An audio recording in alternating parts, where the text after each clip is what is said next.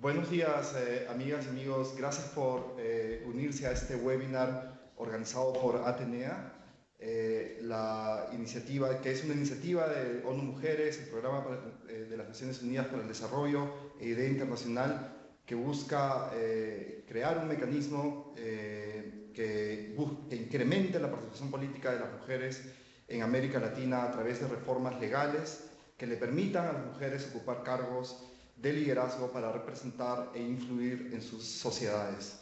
En esta oportunidad estamos en este webinar desde Panamá, que hace solo 10 días celebró sus elecciones generales y como resultado de ellas ha elegido nuevas autoridades para el país, desde el presidente hasta representantes locales.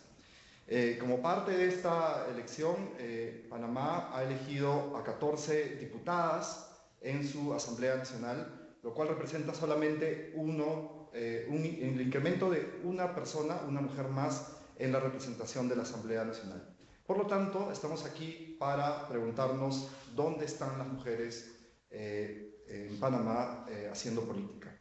Y para eso tenemos tres invitadas con las cuales vamos a reflexionar sobre este tema. A mi derecha está la licenciada Petita Yarza, que es diputada electa por la comarca Junayala y Madugandí, aquí en Panamá, que es el circuito 10-1. Ella es lideresa de la comunidad Mamardú y Urgandí, Río Sidra, en Panamá, y es además licenciada en Recursos Humanos y con amplia experiencia en la política.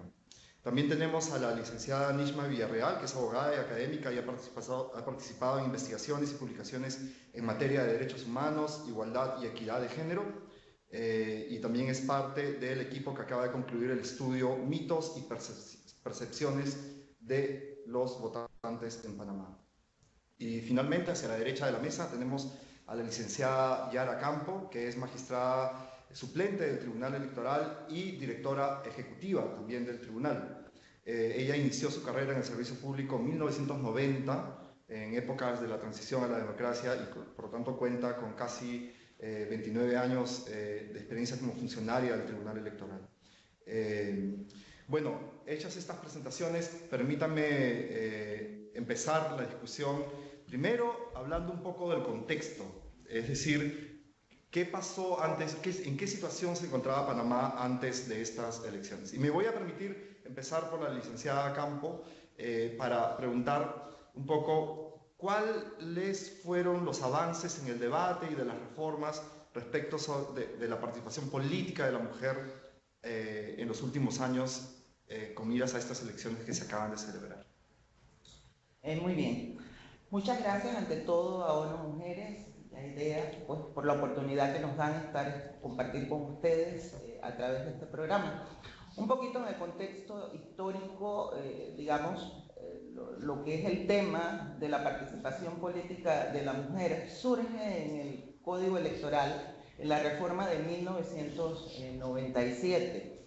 De hecho, Panamá tiene un mecanismo de reformas electorales que una vez finalizado un proceso electoral, se reúne una Comisión Nacional de Reformas Electorales con participación de los partidos políticos y de diferentes entes de la sociedad civil, de la clase obrera, los gremios, la empresa, etcétera, y se discuten una serie de normativas que luego a través de la potestad que tiene el Tribunal Electoral de Iniciativa Legislativa se presentan a la Asamblea y se revisan muchas de las normas para adecuarlas, obviamente, en aquellos procesos en los que tenemos que tener mejoras o adecuarlas a las políticas pues, internacionales en materia electoral, los avances. Así fue que en el año 1997 es que por primera vez surge el tema de las cuotas en la legislación electoral, estableciendo un 30% para participación en elecciones internas, para cargos internos dentro del partido y para las internas para cargos de elección popular. Ese 30%, la norma como mecanismo de cumplimiento, que de hecho no lo es y aún persiste, daba como resultado de que las secretarías de la mujer u organismos similares dentro de cada colectivo político podía en un momento certificar de que si no se presentaban mujeres en esa cantidad, en ese 30%, los espacios podían ser llenados con candidaturas de varones. Esa fue la primera vez que tenemos una normativa en cuanto a participación política, reglamentación de participación política de las mujeres. Panamá es un país que ha suscrito la mayoría, por no decir todos, los convenios en materia de derechos de mujeres, y igualmente fuimos pioneros en una ley de igualdad de oportunidades, que es la ley 4 de 1999, si no mal recuerdo. Fue una primera experiencia, obviamente los resultados no han sido desde aquel entonces los mejores, ni siquiera nunca se llegó a cumplir esa cuota del 30%, y luego vemos que en la reforma del 2012 se introduce una norma de paridad, pero solamente para las elecciones internas y hasta las primarias, de un 50%, que tampoco tiene un mecanismo de cumplimiento, y a la vez que la normativa anterior establece entonces que si no se completan lo que son las postulaciones con las mujeres porque no se han presentado para ocupar esos cargos, se podrá llenar entonces con otras candidaturas. Viene entonces la última reforma, que es la del año 2017 y aplica para el año 2019. Hablamos entonces de un 50%, pero ya hasta las elecciones generales, incluye tanto las internas como las elecciones generales, pero el mecanismo de cumplimiento no existe tampoco. No hay un mecanismo que expresamente diga que se rechazan automáticamente las candidaturas, sino que puede igualmente esta Secretaría de la Mujer o el organismo que cumpla este rol dentro del partido político certificar que no se presentaron suficientes candidatas o no aspiraron a ese cargo en un momento dado, e igualmente no se pueden llenar las candidaturas se certifica, presentan la certificación y se llenan con otras candidaturas masculinas.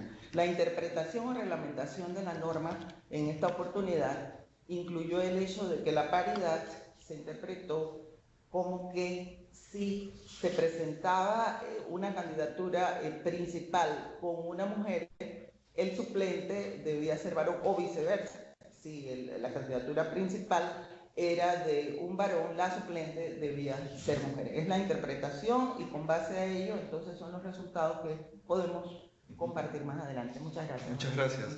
Pero entonces, licenciada Villarreal, eso es un poco, hemos escuchado a la licenciada Campo un poco el panorama legal de cuáles son las condiciones para esta participación, pero fuera de la ley, ¿cuál es la situación, los obstáculos que enfrentan las mujeres sociales y económicos en Panamá? Sí. Yo creo que hay que hacer un esfuerzo por reconocer que ha habido un avance sustentado en una gran lucha de mujeres organizadas en Panamá, que desde hace muchísimo tiempo las mujeres que hicieron justamente que obtuviéramos el voto, luego entonces todas las luchas que se manifestaron de ellas para lograr institucionalizar políticas públicas para la igualdad y equidad de género, y eso uno tiene que partir de allí, de que esta es una lucha que continúa y que no está perfeccionada aún en el sistema legal tampoco, porque cuando la magistrada dice la primera variante fue intrapartido y fue indicativa, que es la del 30%, ¿no? Que fue efectivamente un hecho histórico, digamos, un éxito que tal vez ahora nos parezca muy poco, pero en ese momento era mucho, porque se luchó realmente con los partidos para lograr ese 30%. Entonces estamos hablando de que la norma hay 3 niveles de obstáculos que nosotros hemos podido observar a lo largo de investigaciones y que se mantienen permanentemente. Uno, el sistema mismo, todo el sistema político de los partidos. Y yo voy a hablar aquí un poco más que tratando de enriquecer todo lo que obtuvimos de las entrevistas con actores claves y personas claves que participaron en este estudio. Y uno de esos es saber realmente qué ocurre antes de las primarias, que es el camino, ¿no? Saber a profundidad qué ocurre allí, qué ocurre en la oferta, luego en las primarias, y luego qué ocurre entre ese hecho hasta la intención de voto. Entonces, hay una serie de obstáculos también en el sistema político-cultural y que tienen que ver con los imaginarios que se construyen los seres humanos en esta sociedad panameña que tenemos, que todavía, como dice un compañero que se entrevistó, un experto en políticas electorales y en derecho electoral, que decía: no me atrevo a decir que la sociedad panameña sea más conservadora ahora, pero lo que sí es cierto es que existen una serie de barreras en los mitos que se construyen hacia las mujeres sobre su valoración o no en su participación política y de puestos de decisión. Y eso quedó claramente demostrado en el estudio. O sea, existen muchos mitos que excluyen a las mujeres por el solo hecho de ser mujeres, y de eso voy a hablar más tarde sobre los resultados del estudio. Y un tercer elemento que tiene que ver con, y tenemos que decirlo, los partidos políticos no quieren postular mujeres. O sea, en palabras de una otra importante figura de candidata y ex candidata también, mujer, que decía: los partidos nacieron con mujeres inscritas, pero no con mujeres tomando decisiones. Entonces, sí hay un hecho cierto, más allá de la norma y más allá de todos los esfuerzos que efectivamente hay que reconocer en el sistema legal, continúan dándose válvulas de escape en los propios partidos. Es decir, la norma dice una cosa, pero hay una válvula de escape muy importante. Y una de esas, que está ahora mismo en mucho cuestionamiento, es la famosa R del residuo. ¿Cuántas mujeres tenían al lado de su nombre la famosa R de residuo? De hecho, les hablo de la R porque eso es un obstáculo también, porque hay un mecanismo distorsionado, que al final las secretarías femeninas también, si bien en muchos partidos las secretarías femeninas han hecho un esfuerzo porque las mujeres sean postuladas, tal como dice la ley electoral, hay otras secretarías que precisamente por sus debilidades, las debilidades del propio partido que no las han fortalecido, lograron ser certificadoras del bloqueo. Es decir, bloqueo a la participación de las mujeres, y lo que hago es certificar eso. No es que las mujeres no existen como lideresas dentro de los partidos en sus estructuras de base comunitaria, no, sí existen. Lo que pasa es que no las buscamos y no las apoyamos. Entonces, el punto es: ¿cuál es la oferta? ¿Cuál es la oferta de mujeres diversas que tenemos realmente? Si no hay oferta, entonces hay un punto de competencia y de malsana competencia al interno de los partidos políticos. Por ahora lo voy a dejar ahí. Pero qué perfecta introducción para justamente hablar de esa oferta. Es decir, la licenciada Ayarza, usted tiene varios años ya de experiencia política y usted ha logrado colarse por esas rendijas, ¿no?, pequeñas que el sistema, la sociedad y los partidos, los hombres, han dejado abiertas. Cuéntenos un poco de esa experiencia. Antes de hablar de esta campaña, vayámonos un poco a los 20 años más atrás. Muy interesante acá las investigaciones. Sí, buenos días. Escuchando todo lo que es la parte donde se efectúa, ya sea en tribunal, ya sea acá, la investigación, cierto, hace 25 años, les puedo decir, comenzamos para poder participar una mujer dentro de una parte de líder, porque comienza como líder, ¿no? Puedo decir que en ese entonces ya había escuchado sobre Clara González, la defensa de todo proceder, y dentro de lo que es, como mi área es más de profundo de lo que es cultural, venía escuchando también que mis abuelos enfatizaban con un nombre muy definido dentro de una historia que se llama Los 8 Hermanos, donde se enfatiza más de Olowaile, una mujer defensora del ámbito cultural interno, llevaba a cabo lo que era tener una familia, tener la parte del hogar, ¿cierto? ¿Qué se produce? Que en lo que es la comarca nada más se da en el ámbito de que en ese momento se podía hacer un parte electorado y un estudio de que las niñas nada más podían llegar a un tercer grado, que esa era la época que estaba mi difunta madre, que ella ve ese ámbito y ella se convence de que siendo una líder y siendo una mujer allí y que no se le permitía poder participar dentro de lo que es la visión política de llevar a cargo un líder dentro de una comunidad. Ella decide con mi padre ir a lo que es el centro de Panamá para un progreso futuro. Y mi papá, que en ese entonces trabajaba en la zona, que eso es lo que le hace resaltar y tener por lo menos un lugar donde podíamos nosotros ir a estudiar. Bueno, llegamos a este campo, veo que el sistema no es diferente en lo que es en la ciudad. Participé de las mujeres, los varones hacen más cosas, las niñas se tienen que quedar en casa, no pueden jugar con carros, tienen que jugar con muñecas, forma familiar. Nuevamente se enfatiza la parte de liderazgo, pero ¿qué resulta? En lo que vino lo que es la línea de Clara González, que ahora que estoy escuchando, que es la línea donde muchas de las jóvenes comenzamos a participar también, a la edad te puedo decir como de 21 a 28 años, que es donde aparecen lo que no gubernamentales, como dicen, las diferentes organizaciones de mujeres, y aparece en un lugar que se llama Reiján. Allí aparece entonces que el derecho de la mujer, porque más de género. Entonces, donde dice que la mujer puede ser partícipe y tener una oportunidad de estudio, que es poder llegar en una educación, ya sea llamada universidad, de sexto año, o un parte técnica, y que en ese entonces esa organización que llegó en mi parte fue Nueva Identidad. Yo lo reconozco que la parte occidental hizo ese empuje para que, como nosotros teníamos que creer nosotras mismas, porque en verdad empoderarse de uno mismo de ese ámbito y querer ser parte del líder hace que eso te dé fuerzas, y que ya viendo que ya tienes una familia, en ese entonces puedo decirte que mi hija tenía apenas como 7 años cuando llegó esa formación.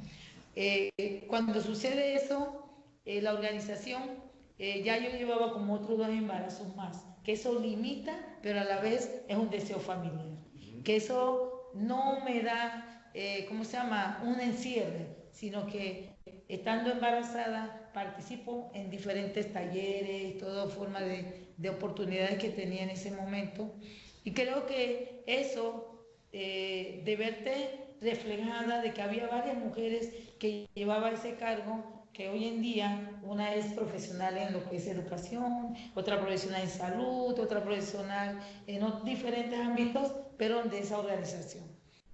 Ya pasado esto, había otra oportunidad de que, porque yo digo que es una oportunidad que se le da a uno, porque aparece que mi pareja cree en el que es una mujer, porque él también viene de una costumbre de liderazgo de varones, pero viendo la formación de una madre que siempre estuvo abnegado y perteneciendo a la fortaleza de un hogar.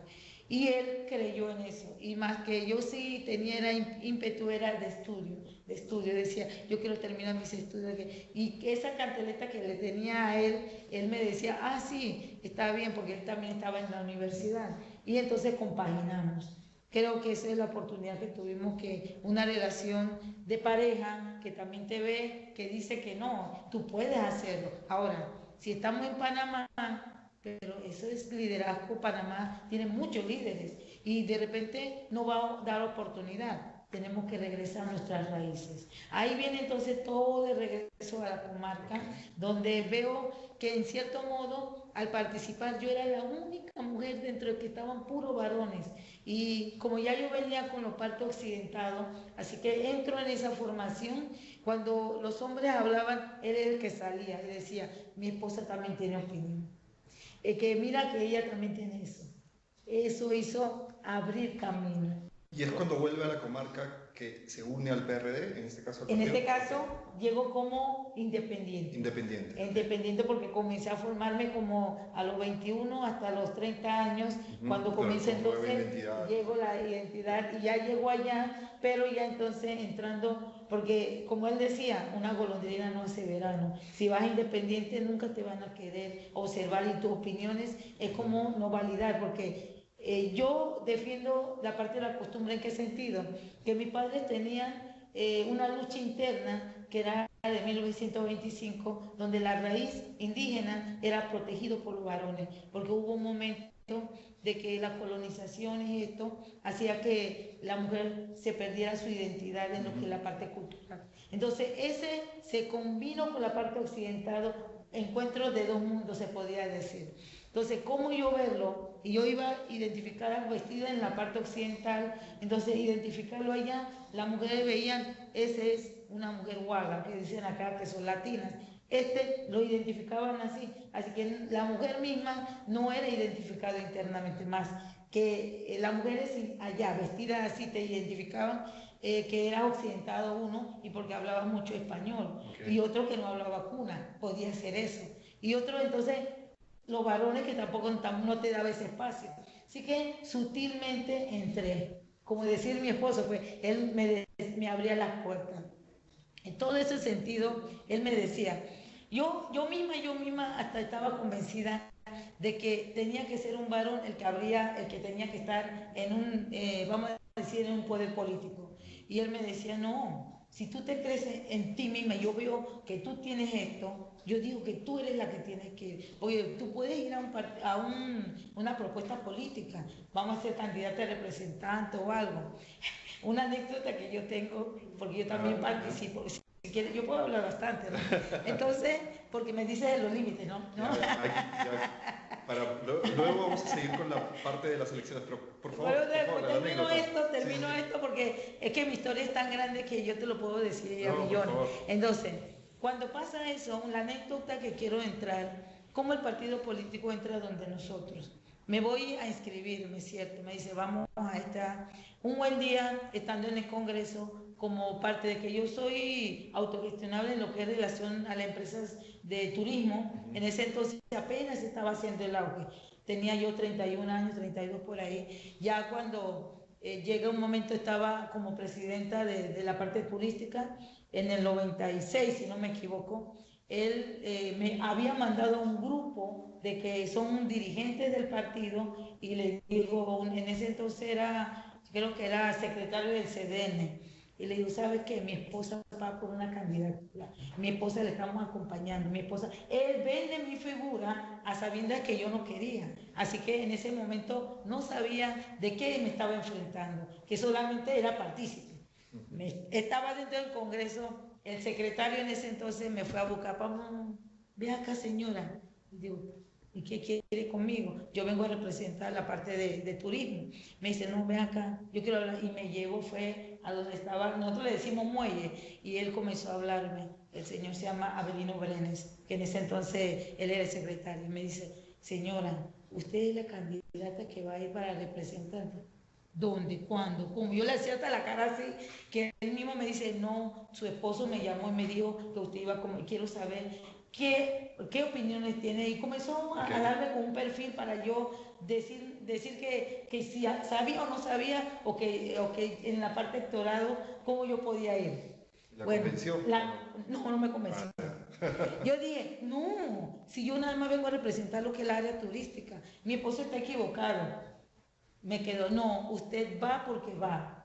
Desaparezco en ese momento, me voy a lo que es la comunidad. Allí entonces comienza mi relato, lo que es la parte de entrar en una candidatura en el partido. Y sobre eso nos va a contar ahora, sobre cómo fue la campaña, cómo la enfrentó. Pero para situar a los que nos están siguiendo por internet, yo quisiera preguntarle a la licenciada Yara Campo un poco, que le cuente a quienes nos están viendo cuáles han sido los resultados de las elecciones para las mujeres sobre todo, ¿no? Es decir, para situarnos en el contexto y apreciar el valor de esta experiencia que también estamos escuchando. Correcto, tengo unos datos preliminares, no tenemos las estadísticas oficiales, pero tengo unos datos preliminares que no deben variar mucho. Sabemos que luego de unas elecciones siempre hay algunas impugnaciones. Hay 3 comunidades donde hay empates, donde se van a celebrar nuevas elecciones, pero me atrevería pues a compartir un poco con ustedes estas estadísticas extraoficiales que nos dicen que para diputados, que son 71 diputados, tenemos 14 mujeres como principales y 31 como suplentes, lo que es un 19.7% y varía, como ya lo dijo Jorge al inicio, una diputada más en relación al periodo anterior. En el caso de los alcaldes, de 81 alcaldes tenemos 12 alcaldesas principales, que es un 14.8%, versus 32 suplentes, que es un 39.5%. En el caso de los concejales, que son 9, tenemos 2 mujeres concejales, 22.2%, 3 suplentes, 33.3%, representantes de corregimiento de 679, tenemos 74 principales, que es 10.9%, y 308 suplentes, 45.3%. Estas cifras nos dicen que hemos tenido incrementos de concejales porque no hubo concejales mujeres en las elecciones pasadas. Tenemos una diputada más, pero en alcaldes y representantes de corregimiento básicamente es el mismo porcentaje. O sea, no hubo tal vez una ligera variación porcentual a la baja más que a la alta. Definitivamente lo que suben son los suplentes por la interpretación, por la norma reglamentaria. Los suplentes suben muchísimo más en relación a lo que tuvimos en el 2014 o en elecciones anteriores. Un dato para mí importante es que en las alcaldías de la comarca Nave-Buglé, que son 9 alcaldías, se eligen 4 mujeres. Entonces creo que ahí hay un liderazgo importante y creo que debe ser objeto de estudio, ¿no? Cómo llegan 4 mujeres, que son las alcaldías de Besicó, Yolum, Muná y Girondal. Son los datos pues preliminares que les puedo compartir en cuanto a la cifra de mujeres. Y como balance, entonces, la situación ha mejorado en algunas partes, pero muy poco. Exacto. Y en otras se ha mantenido se ha mantenido básicamente igual, ha mejorado un poco, porcentualmente hablando, ha mejorado en suplentes, definitivamente, pero tenemos una tarea pendiente, como hablé en la primera ronda. Hay una Comisión Nacional de Reformas Electorales que se activa próximamente en el mes de enero del próximo año, y creo que hay que discutir esta normativa porque hay que actualizar, hay que ver las experiencias. Yo creo que tenemos algunos meses de estudio, no solo para las personas que van a participar en la comisión, sino para el mismo tribunal, para poder incluso hacer estudios con las personas que salieron electas, etcétera, y ver qué otro tipo de mecanismos o qué actualizaciones de normas podemos tener para definitivamente cumplir de alguna forma con la anhelada paridad, que es un derecho humano y que sabemos que todas las legislaciones electorales de los países vienen haciendo ingentes esfuerzos y trabajando en ese sentido para lograr una participación más efectiva en condiciones de igualdad, tomando como punto de partida que los derechos políticos son derechos humanos. Y permítame, a ver, solamente para añadir un dato aquí. O sea, esto contrasta drásticamente con otros indicadores de participación cívica en las elecciones. Por ejemplo, el porcentaje de mujeres miembros de mesa es correcto. Fue mayoritariamente femenino. Súper mayoritario, digamos, como mujeres en mesas de votación, haciendo el trabajo en mesas de votación, un 72, casi un 72%, ¿no? Y igualmente como representantes de partidos políticos y candidatos de libre postulación en las mesas fueron mucho más también mujeres. No tenemos todavía las estadísticas oficiales, pero podemos comentar las de las elecciones pasadas, donde las mujeres también son las que acuden más a las urnas a votar. O sea que complemento de derechos políticos podemos ver que sí existe esa motivación de la participación de las mujeres. No solamente, no son ajenas al fenómeno. No solamente que sean mayoría, sino que son es correcto, actoras principales dentro del proceso electoral. Pues es muy importante estos datos son muy importantes, pero quizás con la licenciada Villarreal podemos explorar un poco ¿Qué hay detrás? ¿Qué explica este desbalance, ¿no? En las cifras, ¿no?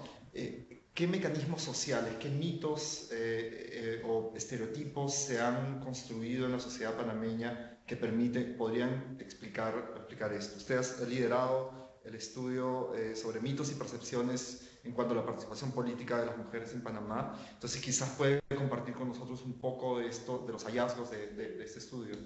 Claro, muchas gracias. Bueno, antes que nada agradecer al PNUD Panamá, en especial a María Fernández Trueba y Rosa Lucía, quienes son las personas contrapartes de este estudio y que fueron las personas que confiaron en la licenciada María Roquever León, que es la investigadora principal, de la que formo parte como equipo de investigación de apoyo junto a José Lazo y Florencio Díaz, un equipo de investigación que pudimos todos, junto con las contrapartes compañeras del PNUD, realizar realmente un estudio muy, muy interesante. Miren, yo les quiero decir que de este estudio salen como 100 investigaciones más, si uno las hace a profundidad y territorialmente, porque no es lo mismo hacer un estudio de manera general que empezar a hacer localmente, empezar a profundizar en eso que yo llamo esa ruta crítica de barreras y oportunidades también y bloqueos que se dan en el camino, como decía, desde antes de las primarias, durante las primarias, luego entonces en el proceso ya de intención del voto y en el propio ejercicio del voto, porque ahí hay un momento que también cambian las cosas. Este estudio, para poner un poco en contexto, no es importante. El estudio fue realizado de manera cuantitativa y cualitativa, aplicando dos metodologías. La aplicación de una encuesta que estuvo a cargo de la empresa Sid Gallup Panamá, aplicada a 1.240 personas, hombres y mujeres, de diferentes edades, entre los meses del 6 al 17 de marzo de 2019. Y esto es importante porque es mucho antes de las elecciones, en mayo. Igualmente se refuerzan y se triangulan las informaciones y se sustentan algunos hechos que resultaron del estudio cuantitativo de la encuesta, entrevistas a personas claves muy vinculadas tanto con el ámbito académico electoral como desde la parte de investigación y las propias mujeres candidatas, desde los más altos cargos hasta los cargos de diputadas, representantes de corregimiento y concejadas.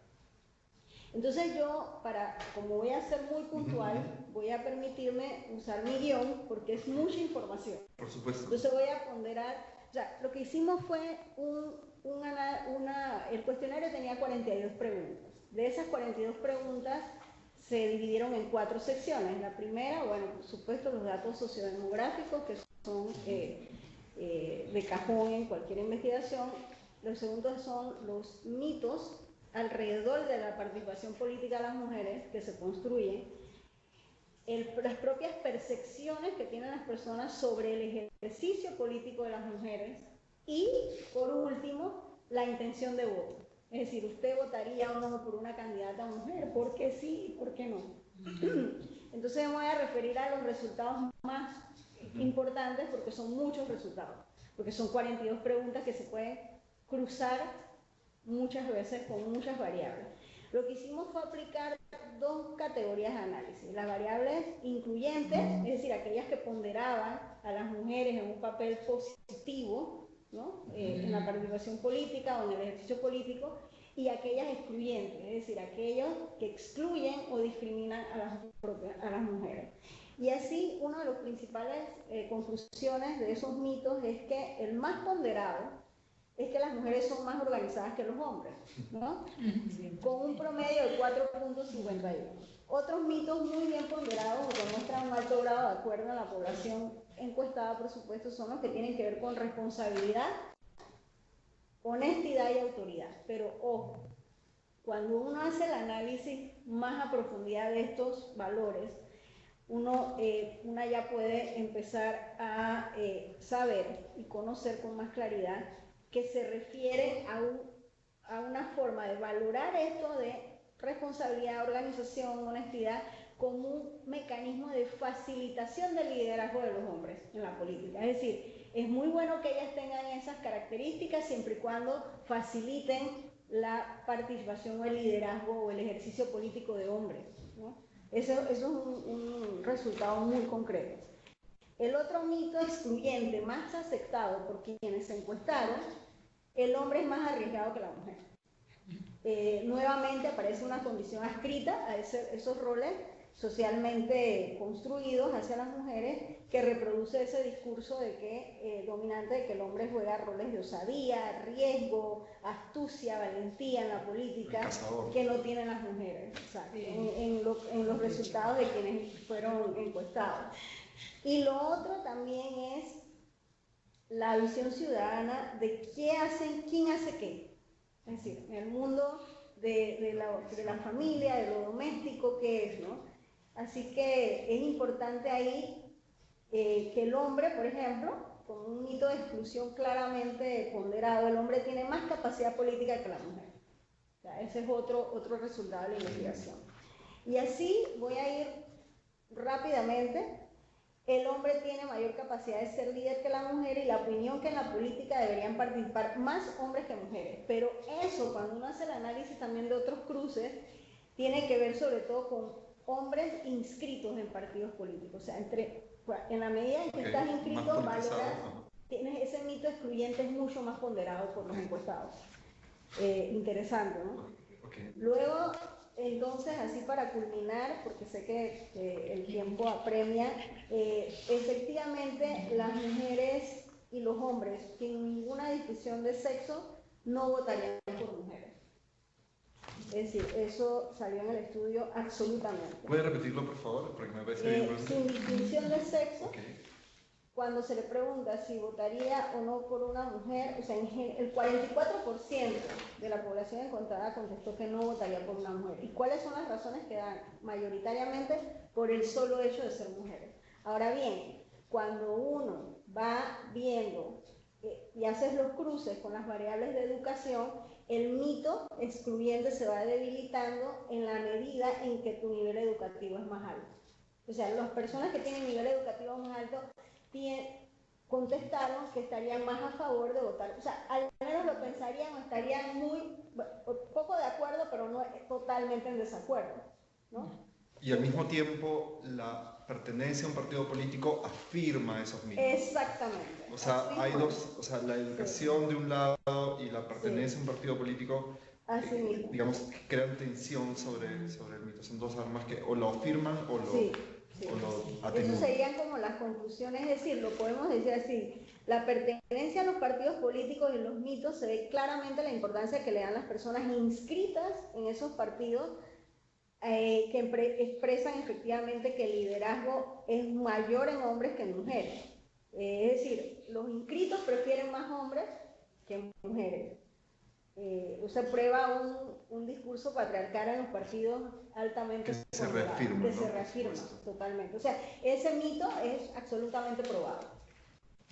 Muy interesante. Y, digamos, otra vez, con este telón de fondo, ¿cómo fue la campaña? Estamos hablando ya de estos 2 meses, entre el 4 o 5 de marzo y el 5 de mayo. ¿Qué estrategias usó usted, licenciada Ayarza, para conseguir ese escaño? Bueno, escuchando acá, pienso que sí, parte de eso, como le dije, ya tengo 25 años de estar dentro de un partido. Creo que eso fue el brindis para poder llegar a esto donde yo estoy. Porque al llegar de que un hombre fuera a la comarca y decir de que la ideología, la función del Partido Revolucionario Democrático, entonces lo que es el mensaje del torrijismo, hace que uno entonces pueda ser partícipe, pero creyendo qué es lo que hizo dentro de la comarca. La comarca en esos tiempos antiguos decía que Torrijos llegó, pero pensando en el campesinado, en el indígena y tal. Entonces eso abre una apertura, donde los varones dicen, es cierto, Torrijos vino a escuchar a la parte indígena, donde da oportunidades, uno. Segundo, la parte donde yo entro en la primaria es que ya yo tenía antecedentes, que yo había sido delegada, había sido directorio y CDN, que es presidente del partido a nivel comarcal, que es otra historia más que yo no puedo dar ahora. Entonces, pasado eso, llego a una candidatura donde cuando era presidenta, había cedido el puesto para ser otro candidato. En ese entonces nosotros hicimos una negociación. Parte de eso, la negociación es parte de lo que es una estrategia.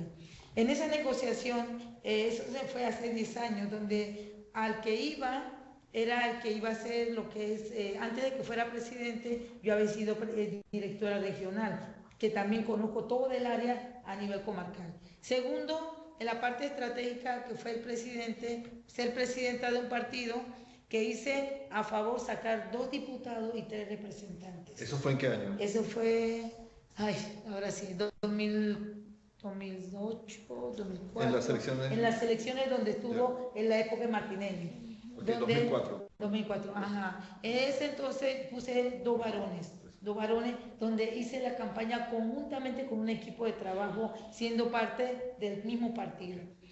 Sale ese episodio, salta estos 2 personajes de los diputados a otro partido político, entonces queda ese espacio, como ¿qué pasó aquí? Okay.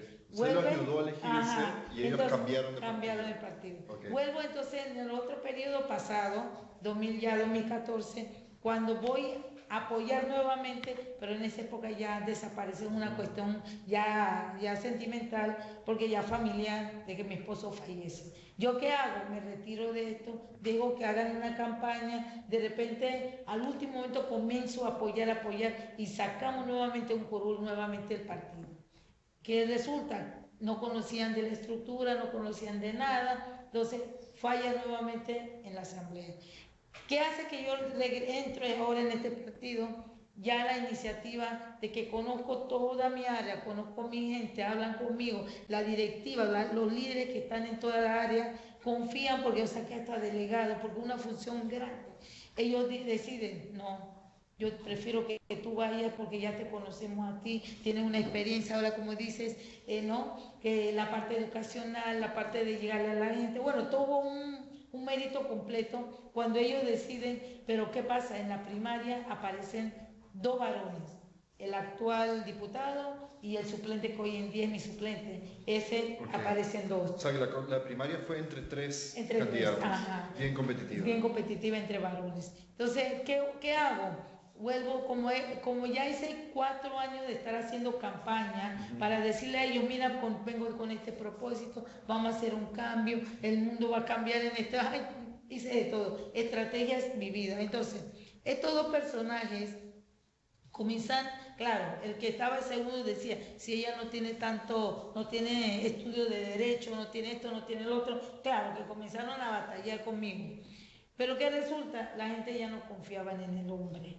Porque hubo 2 décadas de oportunidades donde no le llegaron, y entonces pensaron, si esto no hicieron nada, mandamos otro hombre, ¿y quién va a apoyarlos nuevamente? La señora Petita. Porque los que nos están escuchando tienen que saber que desde 1996 solamente hombres han representado en mi circuito, eso mismo, y nunca había habido. Y siempre como suplente iban, pero no iban como principal. Esta vez yo decidí ir como principal porque dije... Y la decisión fue completamente, ya no fue como antes que la intentaron usted misma decidió. Yo misma decidí, aunque el otro me decía, no, vete como suplente, no, porque tú no conoces, no. Había mucha gente que obstaculizaban, pero yo decidí, no, yo voy, ya tengo conocimiento, ya yo tengo esto, tengo lo otro. Y por ejemplo, ¿quién financió la campaña?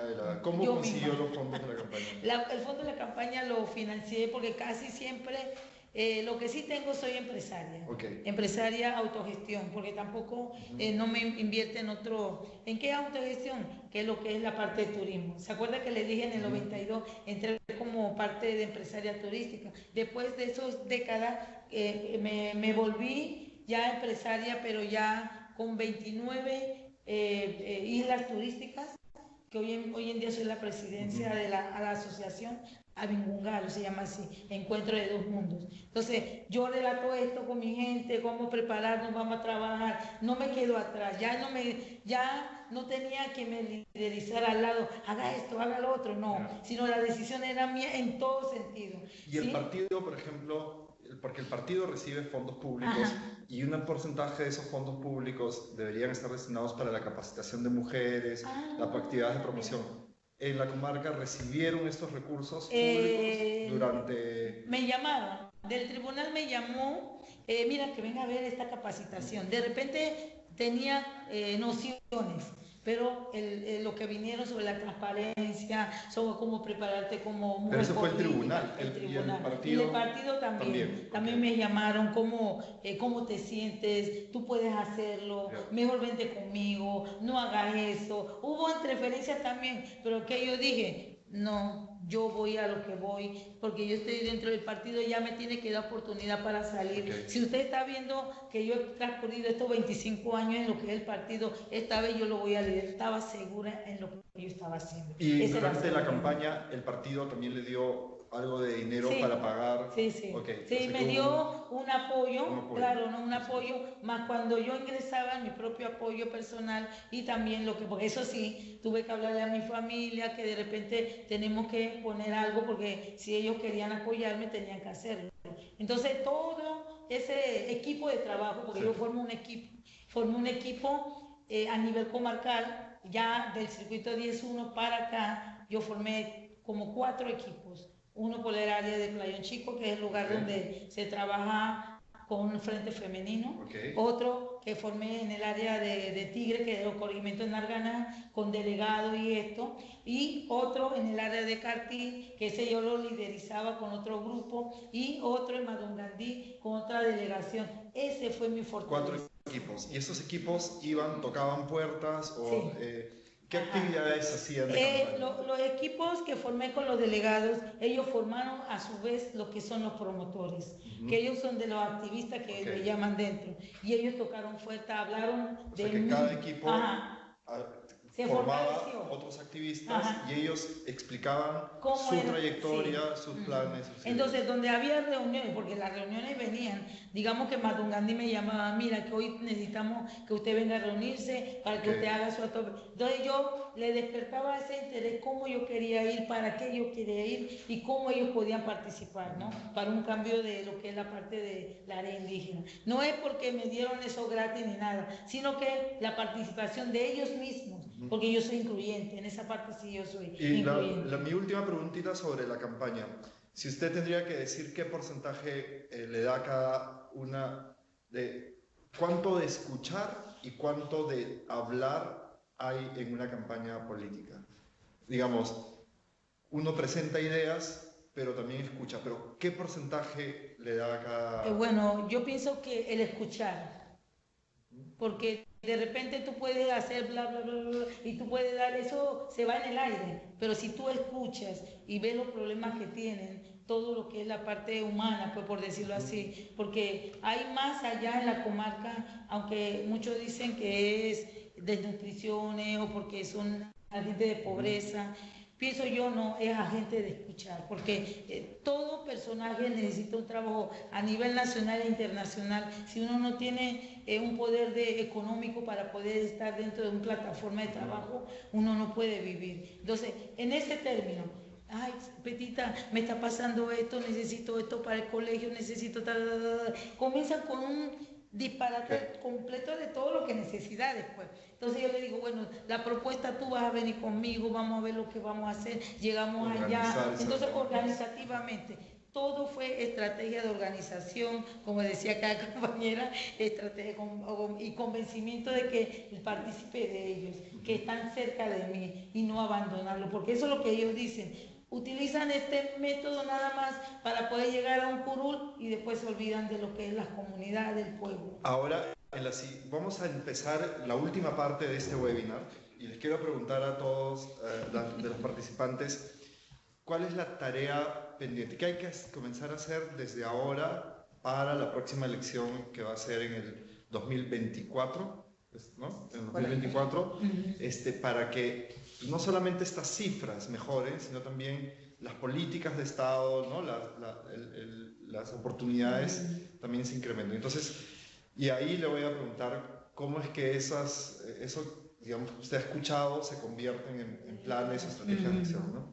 Pero quizás podemos empezar por la parte legal, ¿no? Como usted se refirió a la comisión que empieza a sesionar en enero, la Comisión de Reformas Políticas, de reforma electoral, que para los quienes nos escuchan también tienen que saber que Panamá tiene un sistema diría muy interesante y digno de ser replicado, que es que ordinariamente después de cada elección hay un proceso de reflexión y de actualización del marco legal, ¿no?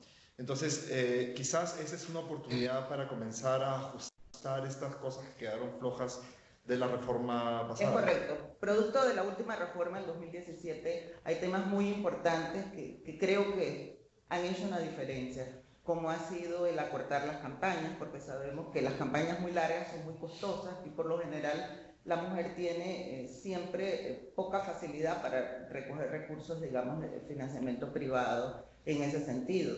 Otro punto ha sido los topes de campaña, porque la política cada día se hacía más cara, por así decirlo.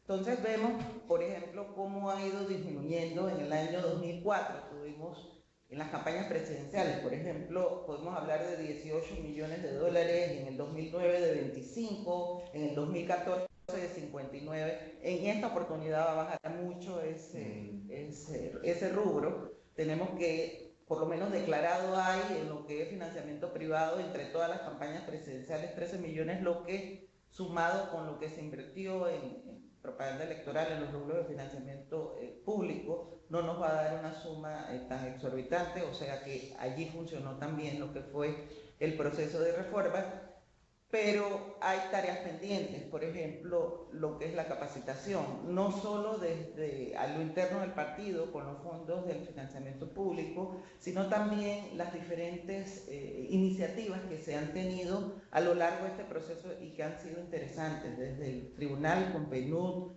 con la OEA, con apoyo de IDEA, también hemos hecho muchas capacitaciones en las cuales Petita ha participado. Que la conocí a ella. Tengo que decir que ha estado muy activa con todo lo que supone un calendario para una candidata fuerte, y sin embargo siempre dijo Petita presente. Creo que es un hecho a exaltar, ¿no? Y fueron diversas, por ejemplo, Transparencia Internacional trabajó mucho en un taller sobre transparencia, rendición de cuentas, etcétera. En otras capacitaciones apuntaba lo que era el liderazgo político, entrevistas, otras, por ejemplo, el Foro Nacional de Mujeres Partidos Políticos tuvo también un papel muy importante, como sí, siempre lo tiene en la materia, y destacado, promoviendo capacitaciones a todo nivel para las candidatas, algunas incluso en consenso o en organización con el Tribunal Electoral. Entonces creo que esa área de capacitación debe afinarse. Creo que es necesario ya tal vez la creación de una escuela de liderazgo político. Por ejemplo, Paraguay la tiene desde el organismo electoral. Pudiera Panamá crear una, ya sea desde el organismo electoral o en correlación con un grupo de mujeres como el Foro Nacional de Mujeres y Partidos Políticos, pero comenzar a trabajar desde antes, estos 5 años, porque no es decir que las mujeres necesitan más capacitación académica, no estamos hablando de eso, sino que necesitan más capacitación en esas áreas que la haga competitiva en lo que es el ámbito electoral, ¿no? Definitivamente hay que revisar muchos aspectos. Creo que, como lo dije en un principio, hay que empezar a trabajar temprano con indicadores, observando todo lo que pasó en este proceso, esos liderazgos donde se obtuvieron, cómo se hizo, revisar a lo interno de los partidos también cómo son sus procesos de participación, cómo son sus procesos de escogencia para autoridades internas, porque una de las barreras que pienso que es importante ver, visualizar y de alguna manera estudiar es cómo es la participación al interno, porque no solamente cantidad, será calidad de la participación de la mujer dentro de los partidos, porque de hecho en los colectivos políticos, en algunos incluso tienen mayoría de mujeres, o en otros el índice o el porcentaje es muy bajo entre mujeres y varones, o sea que hay una gran participación de mujeres, pero no por el hecho de tener un determinado número supone que hay calidad de participación, o sea, ellas deben poder también llegar a esos puestos de decisiones de poder dentro del colectivo también para poder permear y hacer una diferencia. Entonces son muchos aspectos que deben ser estudiados desde las perspectivas de los diferentes actores para poder entonces todos llegar y analizar en un todo qué otras iniciativas podemos tener dentro de las normativas electorales para poder llegar o ir en el camino mucho más rápido hacia la tan anhelada paridad. Y puedo permitirme aquí hacer una pregunta, porque usted ha dado un marco general de las cosas, de la agenda legislativa, de la agenda de reforma legal, potenciales temas. Pero nos preguntan desde Paraguay, Lynn Vareiro, y quizás este puede ser un aspecto que también se podría reformar en la próxima reforma electoral, que es la existencia de estos mecanismos que permiten impugnar la declaración falsa de mujeres. ¿Nos puede explicar un poquito de qué se trata si pudiéramos decir, Panamá tiene una jurisdicción penal electoral también dentro de lo que es la jurisdicción electoral, y hay tipos penales que pudieran adecuarse, digamos, a procesos. Una vez surgió una pregunta en un seminario sobre qué pasa si dentro de lo que son las secretarías de la mujer pudiera comprobarse que hubo declaraciones falsas en cuanto a que sí habían candidatas interesadas en participar y no se hizo la convocatoria o no se les dio la oportunidad. Pudiera hacerse una denuncia tal vez ante la Fiscalía Electoral, porque es penado el hecho de que uno dé falsas declaraciones ante las autoridades electorales. También existe otro tipo penal que se refiere a que no debe haber coacción en cuanto al derecho a sufragio. Ya sabemos que hay un derecho de sufragio activo y pasivo, que también pudiera ser otra de las normativas. Pero bien es cierto, como concluí en aquella ocasión que tocamos también un tema similar, no existe en Panamá antecedentes de casos de reclamos para lo que es el tema de la participación política de las mujeres, como sí existe abundante jurisprudencia en países como México, donde incluso terceros, ni siquiera las partes involucradas, pueden reclamar derechos de participación. Entonces, yo creo que sí, deben haber normas puntuales, autoridades judiciales, electorales dispuestas a aplicarlas, pero también tiene que haber reclamo oportuno del que se sienta menoscabado en sus derechos para poder entonces producir esa jurisprudencia o esos pronunciamientos que también ayudan en el avance de la normativa electoral. Muchas gracias, licenciada Campo. Y eso es en cuanto a la maraña legal, pero ¿qué hacer desde la sociedad para combatir estos mitos y percepciones que el estudio ha identificado y que se pueden, en los que hay que trabajar en los próximos 5 años y todos los que vengan? Bueno, un punto interesante que salió como resultado de las entrevistas de actores clave es justamente para actuar muy rápido, es que no podemos seguir pensando de manera electorera. Es decir, esperamos hasta que vengan prácticamente las elecciones para empezar a hacer incidencia para que las mujeres participen. O sea, debería verse además desde como decía ella, desde la conciencia colectiva de organización, o sea, de conciencia política organizacional le llamaba ella. Y eso es un punto interesante porque yo realmente me sentí, cuando hablaba Pepita, recordaba, por ejemplo, tantas mujeres que entrevistamos, candidatas que nos decían, yo me imagino a Pepita, ya en el área urbana hay dificultades, por todo el tema clientelar, donde tú tienes que dar cosas, donde para acompañarte, para ir a visitar territorios y personas y comunidades, tú tienes que tener un equipo que le tienes que pagar por día, que más o menos está tasado entre 15 y 20 dólares por su acompañamiento. Para una mujer es fundamental por temas de seguridad, por temas de violencias y otras cosas más, de acoso, etc. Entonces, imagínense el escenario de Pepita, perdón, señora diputada. Sí, voy Pepita para todos, no se preocupe por diputada. Que ella, el territorio, las dificultades de movilidad en el territorio de la comarca de Gunayala. Es decir, tú te tienes que mover en lancha, tienes que tener gasolina, y aquí viene un elemento crucial que las candidatas también expresaban, que hay que resolver a corto plazo en los partidos el tema del financiamiento. Para una mujer, nos decía una candidata, el tema del financiamiento de su campaña es supremamente sensible, porque la mayoría de los que financian son hombres. Y llegarle a esos hombres, decía ella, hay que estar muy claro en quién tú eres, muy claro en quién tú vales y tener una red de apoyo familiar muy fuerte que te respalde detrás para que eso no se malinterprete para otro tipo de cosas. Entonces, para las mujeres no es fácil ese nivel transaccional que hay de pedir para su campaña. Es más complicado.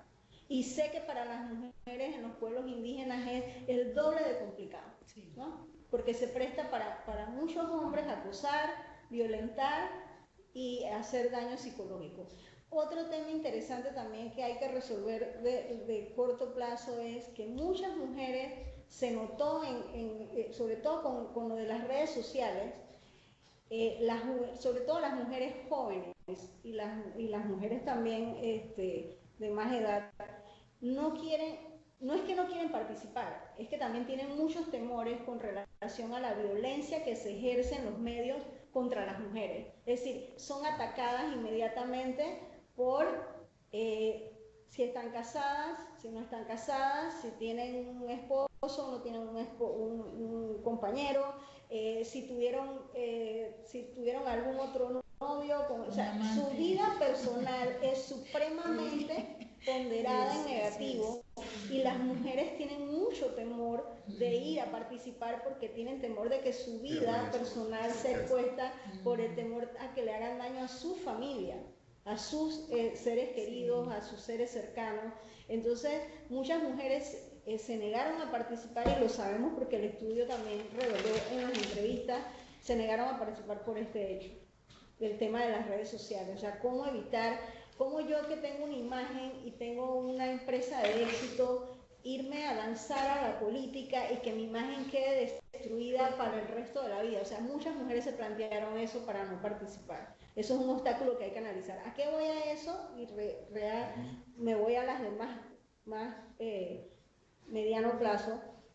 Es que hay que hacer investigación. O sea, en Panamá no podemos seguir haciendo ni capacitaciones, ni programas, o sea, que no sean ni pertinentes ni oportunos. O sea, queremos hacer capacitación de cosas que ni siquiera las mujeres políticas necesitan. Entonces, el Foro de Mujeres Partidos Políticos hace un esfuerzo sobrehumano, pero ellas no pueden dividirse en 80.000 para llegar a todos los territorios. Entonces tienen pocos recursos y creo que hay que dar un apoyo y un input al Foro de Mujeres Partidos Políticos, que hace una labor extraordinaria, además de otras organizaciones de mujeres también. Y me voy al tema de la Comisión de Reformas. La Comisión de Reformas Electorales, allí hay que hacer un trabajo de incluir un enfoque democrático y más de inclusión social. Efectivamente, en la Comisión de Reformas Electorales siempre surgen los temas ahí es donde se gestan las válvulas de escape. Usted puede tener un mandato, si pudiéramos llegar a un mandato de oposición y a un sistema del sistema CIPER, que ha sido más exitoso en otros países y que está demostrado, eso tiene que gestarse en la comisión. Entonces es una medida de corto plazo, o sea, ya hay que empezar a trabajar una vez esa comisión se instale, ¿no? O sea, no hay que esperar mucho tiempo. Y ese conocimiento, esa investigación nueva debería además encadenarse no solamente para esa campaña electoral, sino informar el debate que ocurra en el marco. Y lo otro que iba es que las campañas de comunicación tampoco pueden ser campañas que van a empezar recién o sea, estoy hablando de la campaña sobre la valoración del valor agregado que da una mujer o las mujeres en los partidos políticos desde el punto de vista de la democracia y la inclusión social. No estamos hablando de partidismo, estamos hablando de las mujeres son parte fundamental de los partidos políticos. Para esos son los estadios de democracia. Entonces eso hay que valorarlo y las campañas tienen que estar dirigidas mucho antes, precisamente dando valor a esa participación y a ese valor que da la participación diversa de mujeres, ¿no? Y por último, así como ya para cerrar, el tema de las escuelas de lideresas. O sea, hay que retomar las escuelas de lideresa que en su época las mujeres que fueron, de las cuales somos herederas de sus luchas y sus legados, hicieron escuelas de lideresa con mucho éxito, y eso hay que retomarlo, porque las capacitaciones, como dije, tienen que ser pertinentes interculturalmente, territorialmente, y no podemos seguir haciendo capacitaciones globales porque la diversidad es muy grande en este país. No es lo mismo una barrera de obstáculos que tiene una mujer en Gunayala que una mujer azuerense afrodescendiente. No es lo mismo, no es lo mismo la que tiene la costa abajo que la costa arriba. Entonces, esa forma de construir los territorios y de cómo se construyen los imaginarios en los territorios y los mitos de exclusión, hay que tomarlos en cuenta en cualquier acción que se desarrolle para promover la participación política de las mujeres. Y lo de la escuela es una coincidencia con lo que proponía la licenciada Campo. Es correcto, ¿no? Es una escuela de liderazgo político, no necesariamente es para aprender materias académicas, que muchas las saben, sino precisamente para aprender cómo incidir en la política. Navegar estas condiciones, ¿no? Políticas, sociales, económicas.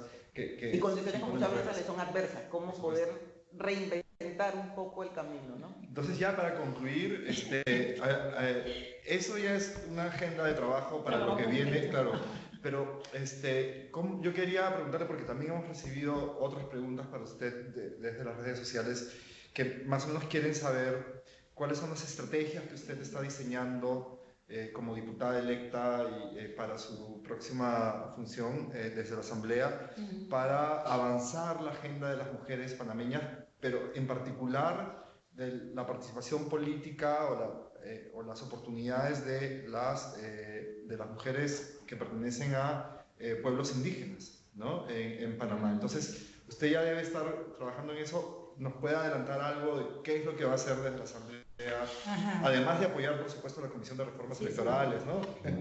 Quiero hablar un poquito antes de eso, de lo que las compañeras estuvieron ampliando, como el proceso de cuando uno entra, de cuando uno tiene que comenzar la parte política. En lo cierto, tiene que comenzar desde ya. ¿Por qué desde ya? Porque al anterior, cuando estaba en el otro gobierno, me di cuenta los fallos que había, así que yo pude entrar en ese fallo, y la estrategia fue esa, una de las estrategias, que uno tenía que ir acoplando a las necesidades que estaba faltando y darse cuenta de que en verdad uno tenía que apoyarse en sí. Esa es una. La otra, que de transcurso de esos 3, 4 años para llegar hasta una primaria y después desembocarme a lo que ya iba a ser diputada. Entonces, esta estrategia es del equipo de trabajo. Eso siempre yo lo he dicho. Aquí donde yo estoy, yo no estoy yo sola. Detrás mío hay miles de votantes que estuvieron y que en esta fecha ellos están esperando eso. ¿Qué decisión hay? ¿Qué especulaciones hay allá? ¿Cómo se va a trabajar? La Asamblea, como son tantas interrogantes, que yo dije, yo voy a ir y voy a ver y voy a hacer. Porque en realidad, si yo le invento que ya tengo estrategias firmes a lo que va a la campaña, le digo a lo que hemos definido, aquí con lo que Nito Cortizo, el actual presidente de nosotros, tiene un plan de trabajo. En ese plan de trabajo del 2050, yo sé que anteriormente también tuvieron su plan de trabajo, pero en este plan de trabajo no viene de arriba para abajo, sino de abajo para arriba. Entonces, ese es el plan de nosotros, ir a efectuar dentro de lo que se trabaja en las leyes internas para la mejora de una mujer, es esa participación, tener la presencia dentro de la Asamblea, que una mujer hable no solamente por la ley indígena, sino todo lo que es mujer, pues, ¿no? Porque en realidad ya es momento. Si soy una de las que voy a abrir las puertas a las otras, independiente a los problemas internos que tiene en el país de cada provincia, acá es provincias, entonces nos damos cuenta que nosotros tampoco no nos escapamos de eso. Pero eso sí, ese plan directo de lo que es la igualdad, como dije antes, ¿no? Que uno al pensar de que los hombres nos solucionan todo, eso es mentira.